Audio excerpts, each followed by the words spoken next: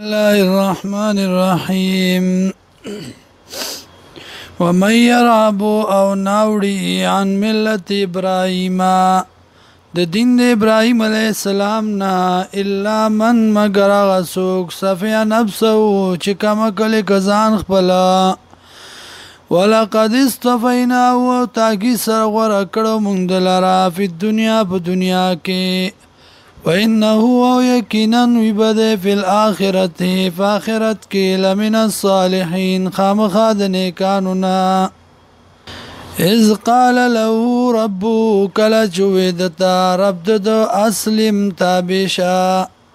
قال وید اسلمت ز تابیما لرب العالمين د پاره د رب د مخلوقات ووصى وصیت کړو بیا په دې سره ابراهيم عليه السلام بني زامن خپلتا و يعقوب او يعقوب عليه السلام يا بني ای زامن زما ان الله اصطفى لكم الدين یقینا الله ورکړی تاسو لره دین فلا تموتن ممری تاسو الا وانتم مسلمون